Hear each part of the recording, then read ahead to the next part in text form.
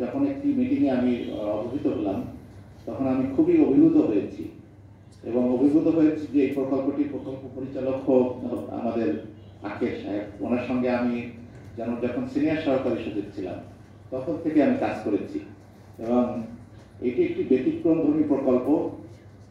আমাদের অনেক প্রশিক্ষণ প্রতিষ্ঠান আছে, কিন্তু প্রশিক্ষণ প্রতিষ্ঠানে প্রশিক্ষণ দিতে গিয়ে প্রশিক্ষকরা বা আমাদের ইনস্ট্রাক্টররা তাদের থেকে উপকরণের খুব অভাব। সব প্রতিষ্ঠানে আছে, উপকরণ নাই এবং সংশ্লিষ্ট যন্ত্রপাতি নাই, এটা আমরা অনুভূত হই। কিন্তু সেখানে আমাদের যুব অধিদপ্তর যে আমাদের যে প্রত্যেকটা ডিডি অফিসে যে তথ্য প্রযুক্তি বিষয়ক যে সমস্ত ট্রেডের প্রশিক্ষণ দেওয়া হয়, বিশেষ করে কম্পিউটার বেসিক, তারপর graphic design, electronics, house wiring, refrigeration, electronics, এই যে বিষয়গুলো, এগুলোর ক্ষেত্রে যে অ্যাপারেটাসগুলো লাগে সেগুলো এবং উপকরণ সরবরাহের জন্য একটি প্রকল্প হতে পারে, এটা আমি জেনে এবং এই কার্যক্রম দেখে আমি খুব অভিভূত হয়েছি। এই জন্য আমি প্রথমে এই প্রকল্পের উদ্যোক্তা যারা রাখেন এবং যুব উন্নয়ন অধিদপ্তরকে আন্তরিকভাবে ধন্যবাদ জানাচ্ছি।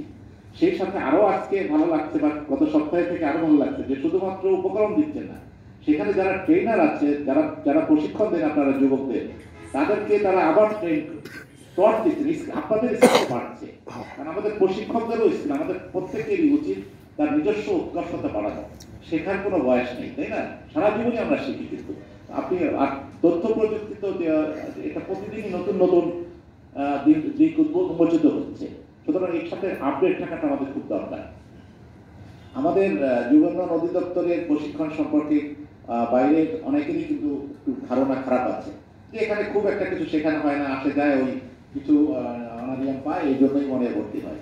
কিন্তু সেই ধারণাটা আমরা চেঞ্জ করতে চাই, এই সাধারণ ধারণাটা যেন চেঞ্জ করতে চাই। আমাদের শুধু এই অধিদপ্তর না, মহিলা বিষয়ক অধিদপ্তরে আমি ছিলাম, ওখানে সম্পর্কে এরকম ধারণা আছে যে ওখানে শুধুমাত্র ট্রেনিং করতে আসে মনে হয় কিছু ভাতা পাওয়ার জন্য। ভাতা পাওয়ার জন্য না, আমাদের যে মূল উদ্দেশ্য সেটি হলো আমরা এখন আমাদের প্রশিক্ষণ দিয়ে তাদেরকে আত্মকর্মী হিসেবে গড়ে তুলব। কারণ আপনারা জানেন যে আমরা এখন যে এই যে 24-এর বিপ্লবের পরে যে নতুন বাংলাদেশের স্বপ্ন দেখছি, আমরা এই স্বপ্ন দেখাচ্ছেন আমাদের, যিনি আমাদের প্রধান উপদেষ্টার একটি থিওরি আছে, 3G থিওরি। আপনারা সবাই জানেন, এটা সবাই শুনেছেন যে আমাদের দেশে 3G প্রথমত হলো পভার্টিকে জিরো করতে হবে, আনএমপ্লয়মেন্টকে জিরো করতে হবে, আর হলো কার্বন এমিশনকে জিরো করতে হবে। তা আমাদের একটি গুরুত্বপূর্ণ দিক হলো আর পভার্টির সাথে আনএমপ্লয়মেন্টের প্রথমভাবে জড়িত, প্রথম দুটো।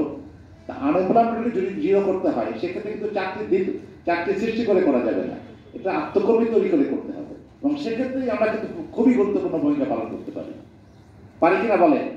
অবশ্যই পারি। এই ধারণাটা আমাদের, এই দায়িত্বটা আমাদের নিতে হবে। কারণ আমাদের প্রত্যেকেই মনে করতে হবে যে আমাদের কিন্তু বেতন হয় জনগণের টাকায়, আমাদের সেই জনগণের প্রতি আমাদের কিন্তু দায়বদ্ধতা আছে। আর বিশেষ করে আমাদের এই যে 24-এ যে নতুন বাংলাদেশ গড়া, 24-এর জুলাই বিপ্লবের পরে আমরা যে নতুন বাংলাদেশ গড়ার স্বপ্ন দেখছি, এই স্বপ্নটাকে যদি এগিয়ে নিতে হয় সেক্ষেত্রে কিন্তু আমাদের যুব উন্নয়ন অধিদপ্তর এবং আপনারা খুবই গুরুত্বপূর্ণ ভূমিকা রাখতে পারবেন। সেই জন্য আমাদের নতুন প্রজন্ম, আমরা মনে করেছিলাম যারা মনে হয় কিছু বোঝে না, জানে না, কিন্তু এরা কিন্তু অনেক কিছু বোঝে, জানে, সবকিছুই বোঝে। আপনাদের যারা প্রশিক্ষণার্থী আসে অল্প বয়সেরও আছে, আমাদের তো যুবক শ্রেণী হলো 18 থেকে 35, তার বেশি না। এরা যারা আছে, এরা যে বোঝে, এরা যে দেশের ভালো চায়, এটা কিন্তু তারা প্রমাণ করে দিয়েছে 24-এর অভ্যুত্থানের মাধ্যমে। সুতরাং তারা নতুন কিছু সৃষ্টি করতে চায়, নতুন দেশ করতে চায়, আমরা একটি বৈষম্যহীন দেশ করতে চাই, উন্নত বাংলাদেশ করতে চাই। আমরা কোনো ধরনের কারো দ্বারা নিষ্পেষিত হতে চাই না।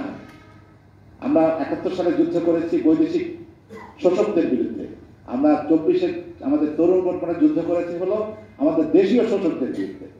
সুতরাং এই সেই তরুণ প্রজন্মকে গড়ে তোলার দায়িত্ব কিন্তু আমাদের যুব উন্নয়ন অধিদপ্তরের একটা বড় দায়িত্ব, এবং সেক্ষেত্রে আপনারা একটু হলো সেই তরুণ প্রজন্মকে গড়ে তোলার কারিগর।